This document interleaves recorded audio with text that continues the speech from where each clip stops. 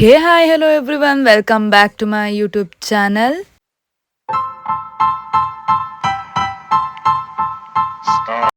So ಇವತ್ತು ನಾವು ರಾಘವೇಂದ್ರ ಸ್ವಾಮಿ ಹಾಗೆ ಜಿನ್ನಾಗ್ರದಮ್ಮ ದೇವಸ್ಥಾನಕ್ಕೆ ಅಂತ ಹೇಳಿ ಹೋಗ್ತಾ ಇದ್ದೀವಿ. ನಾವು ಫ್ಯಾಮಿಲಿ ಎಲ್ಲರೂ ಅಂದರೆ ಅಮ್ಮ ಹಾಗೆ ನಮ್ಮ ಹಸ್ಬೆಂಡು ಹಾಗೆ ನಮ್ಮ ಅತ್ತೆ ಹಾಗೆ ನಮ್ಮ ಅತ್ತಿಗೆ ಎಲ್ಲರೂ ಇವತ್ತು ಟೆಂಪಲ್ಗೆ ವಿಸಿಟ್ ಮಾಡ್ತಾ ಇದ್ದೀವಿ. ತುಂಬ ದಿನ ಆಗಿತ್ತು, ನಾವು ಆಲ್ಮೋಸ್ಟ್ ಘಾಟಿ ಸುಬ್ರಹ್ಮಣ್ಯ ಲಾಸ್ಟ್ ಎಲ್ಲೂ ಹೋಗಿರಲಿಲ್ಲ. ಇವತ್ತು ನಾವು ಜಿನ್ನಾಗ್ರದಮ್ಮ ಹಾಗೆ ರಾಘವೇಂದ್ರ ಸ್ವಾಮಿ ಹಾಗೆ ಸಾಯಿಬಾಬಾ ದೇವಸ್ಥಾನಕ್ಕೆ ಹೋಗ್ತಾ ಇದ್ದೀವಿ.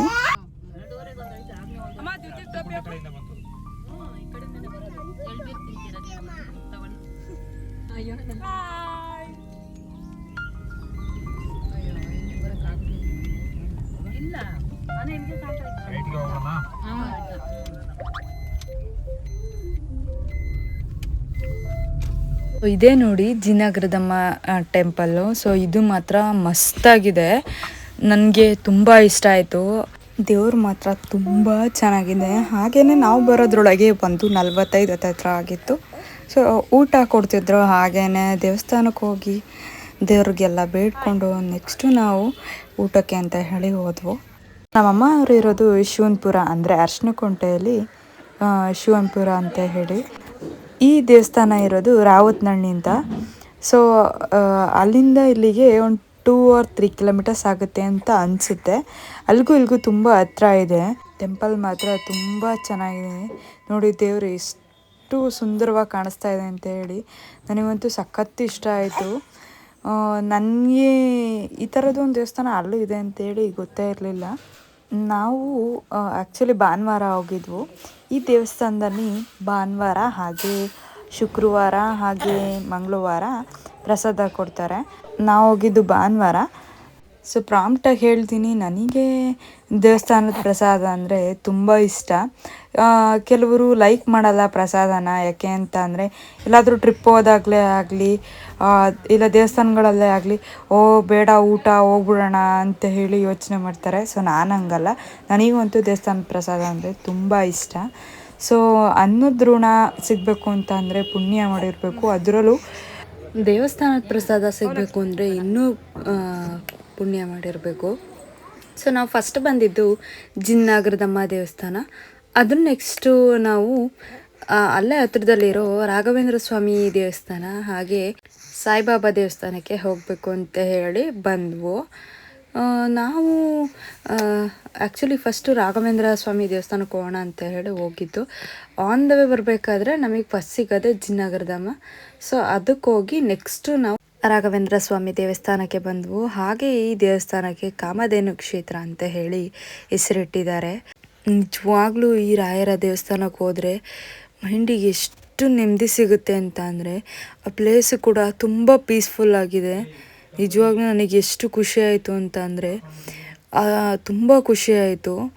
ಹಾಗೆಯೇ ಇಲ್ಲಿ ಬರೋ ಜನ ಕೂಡ ತುಂಬ ನಂಬಿದ್ದಾರೆ. ಯಾವ ರೀತಿ ಇದೆ ಅಂದರೆ ಸ್ಟಾರ್ಟಿಂಗಲ್ಲೇ ಒಂದು ಬೋರ್ಡ್ ಹಾಕಿದ್ದಾರೆ. ಆ ಬೋರ್ಡ್ನ ನೀವು ಲಿಟ್ರಲಿ ನೋಡಿದಾಗ ಗೊತ್ತಾಗುತ್ತೆ ಅಲ್ಲಿ ಭಕ್ತರುಗಳು ಯಾವ ರೀತಿ ಬಂದು ಯಾವ ರೀತಿ ಚೇಂಜ್ ಆಗಿದ್ದಾರೆ ಅಂತ ಹೇಳಿ. ಸೊ ಮಕ್ಕಳಿಲ್ದಲೇ ಇರೋ ಎಷ್ಟೋ ಜನಕ್ಕೆ ಮಕ್ಕಳಾಗಿದೆ. ಹ್ಯಾಂಡಿಕ್ಯಾಪ್ ಇರೋರಿಗೆ ಅವರಿಗೆ ನಡೆಯುವಂಥ ರೀತಿಲೆಲ್ಲ ಆಗಿದೆ. ಸೊ ದೇವಸ್ಥಾನದಲ್ಲಿ ತುಂಬ ಪವಾಡಗಳು ನಡೆದಿದ್ದಾವೆ. ಸೊ ಅದನ್ನು ನಾವು ಫ್ರಂಟ್ ಬೋರ್ಡಲ್ಲಿ ನೋಡ್ಬೋದು. ನಾನು ಈ ದೇವಸ್ಥಾನಕ್ಕೆ ಸತತವಾಗಿ 3 to 4 times ಹೋಗಿದ್ದೀನಿ. ಇದು 4ನೇ ಸತಿ ನಾನು ಹೋಗ್ತಾ ಇರೋದು. ಸೊ ಸ್ಪಾಟ್ ಅಂತೂ ಸಕ್ಕತ್ತಾಗಿದೆ. ಸೇಮ್ ಮಂತ್ರಾಲಯ ನೋಡಿದಾಗೆ ಆಗುತ್ತೆ.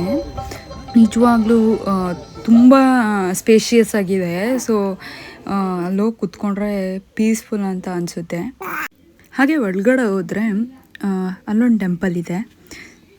ಆ ಟೆಂಪಲಲ್ಲಿ ವರಹಸ್ವಾಮಿ ಅಂತ ಹೇಳಿ ದೇವರಿದೆ. ಹಾಗೆ ಅದ್ರ ಪಕ್ಕ ಬಂತು ಅಂತ ಅಂದರೆ ಇನ್ನೊಂದು ಚಿಕ್ಕ ದೇವಸ್ಥಾನ ಇದೆ. ಅಲ್ಲಿ ಮೆಟ್ಲಿಳಿದು ಕೆಳಗೆ ಹೋಗಬೇಕು. ಅಲ್ಲಿ ಬಂಡೆ ಥರ ಅದ್ರ ಮೇಲೆ 2 ಹೆಣ್ಣು ದೇವರಿದೆ. ಏನು ವರಹಸ್ವಾಮಿ ದೇವ್ರ ಹೆಸರು ಹೇಳಿದ್ನಲ್ಲ, ಅಲ್ಲಿ ಏನು ವರ ಕೇಳ್ಕೊಂಡ್ರು ನೆರವೇರುತ್ತೆ ಅಂತ ಹೇಳಿ ನಮ್ಮಮ್ಮ ಹೇಳ್ತಿದ್ರು. ಸೊ ನಾನು ಲಾಸ್ಟ್ ಟೈಮ್ ಬಂದಾಗ ಒಂದು ಕೇಳ್ಕೊಂಡು ಹೋಗಿದ್ದೆ ಎಕ್ಸಾಮ್ ಬಗ್ಗೆ ನಾನು ಚೆನ್ನಾಗಿ ಮಾಡಬೇಕು ಅಂತ ಹೇಳಿ. ಅದು ಆಗಿತ್ತು. ನನಗೆ ಈ ದೇವ್ರ ಮೇಲೆ ತುಂಬ ನಂಬಿಕೆ ಇದೆ. ನಂಬಿಕೆ ಇರೋದ್ರಿಂದನೇ ನಾವು ನಮ್ಮ ಪುಟ್ಟು ಪಾಪುನು ಕೂಡ ಅಲ್ಲಿಗೆ ಕರ್ಕೊಂಡೋಗಿ ಬ್ಲೆಸ್ಸಿಂಗ್ಸ್ನ ತೊಗೊಂಡು ಬರಬೇಕು ಅಂತ ಹೇಳಿ ಫ್ಯಾಮಿಲಿ ಪೂರ ಹೋಗಿದ್ದು. ನಮಗಂತೂ ತುಂಬ ಖುಷಿಯಾಯಿತು ಅಲ್ಲಿಗೆ ಹೋಗಿದ್ದು.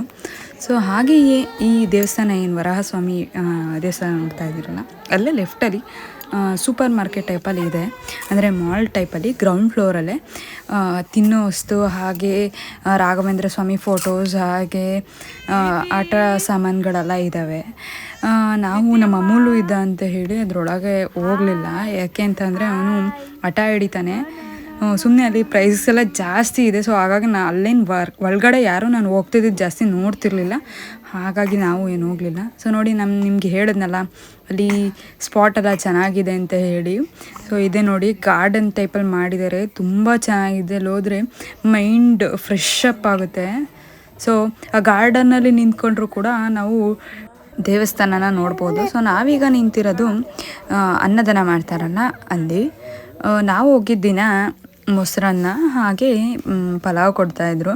ಸೊ ನಾವು ಸಿಂಪಲ್ಲಾಗಿ ಒಂದೇ ತಟ್ಟೆಗೆ ಹಾಕಿಸ್ಕೊಂಡು ಎಲ್ಲರೂ ಸ್ವಲ್ಪ ತಿಂದ್ವು, ಪ್ರಸಾದನ ಬಿಡಬಾರ್ದು ಅಂತ ಹೇಳಿ. ಹಾಗೆ ತಿಂದ್ಕೊಂಡು ಸೊ ಅಲ್ಲಿರೋ ನೇಚರ್ನೆಲ್ಲ ನೋಡಿಕೊಂಡು ನೆಕ್ಸ್ಟ್ ನಾವು ಮುಂದೆ ಬಂದಿದ್ದೆ ಸಾಯಿಬಾಬಾ ಟೆಂಪಲ್ಲು. ಸೊ ಅಲ್ಲಿಂದ ಸಾಯಿಬಾಬಾ ಟೆಂಪಲ್ಗೆ ತುಂಬ ಹತ್ರ ಇದೆ. ಸೊ ಆ ದೇವಸ್ಥಾನವೂ ಕೂಡ ತುಂಬ ಚೆನ್ನಾಗಿದೆ. ಆವತ್ತು ತುಂಬ ಚೆನ್ನಾಗಿ ಅಲಂಕಾರ ಕೂಡ ಮಾಡಿದರು ಸಾಯಿಬಾಬಾ ದೇವಸ್ಥಾನನ.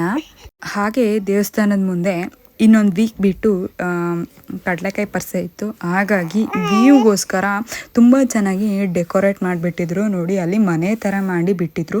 ಸೊ ಅಲ್ಲಿ ಫೋಟೋ ತೆಗೆಸ್ಕೊಳ್ಳೋಕ್ಕೆಲ್ಲ ತುಂಬ ಚೆನ್ನಾಗಿತ್ತು. ಸೊ ನಾನು ನಮ್ಮ ಅನು ಹಾಗೆ ಅದಕ್ಕೆ ಎಲ್ಲರೂ ಫೋಟೋ ತೆಗೆಸ್ಕೊಂಡ್ವು. ನೋಡಿ, ಅಲ್ಲಿ ಹಸು ಎಲ್ಲ ಇದೆ, ಆ ನೇಚರೇ ಒಂಥರ ತುಂಬ ಚೆನ್ನಾಗಿದೆ. ನನಗೆ ಮೊದಲೇ ಹಳ್ಳಿ ನೇಚರ್ ಅಂದರೆ ಹೆವಿ ಇಷ್ಟ. ಸೊ ಅದರಲ್ಲಿ ಅಲ್ಲಿಗೆ ಹೋಗಿದ್ದು ನನಗಂತೂ ಹೆವಿ ಖುಷಿ ಆಯಿತು. ಸೊ ನಂಗೆ ಟ್ರಾವೆಲಿಂಗ್ ಅಂದರೆ ಮೋಸ್ಟ್ ಆಫ್ ಆಲ್ ತುಂಬ ಇಷ್ಟ, ಈ ಥರ ಎಲ್ಲ ಇದ್ದರೆ. ಸೊ ನಾವು ಹೋಗಿದ್ದೇನ ಈ ರೀತಿ ಡೆಕೋರೇಷನ್ ಮಾಡಿದ್ರು ಸಾಯಿಬಾಬಾನ. ನಿಜವಾಗ್ಲೂ ನಮಗೆ ತುಂಬ ಖುಷಿ ಆಯಿತು. ನಾವು ಹೋಗಿದ್ದ ದಿನವೇ ಈ ರೀತಿ ಡೆಕೋರೇಷನ್ ಮಾಡಿದರು. ಹಾಗೆ ಈ ಥರ ನೋಡೋಕ್ಕೆ ನನಗೆ ಆಪರ್ಚುನಿಟಿ ಸಿಕ್ತು ಅಂತ ಹೇಳಿ.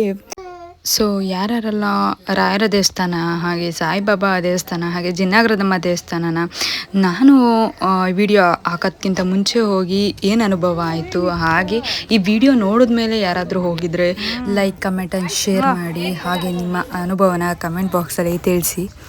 ಸೊ ಹಾಗೆ ಸಪೋರ್ಟ್ ಮಾಡ್ತಾ ಇರಿ.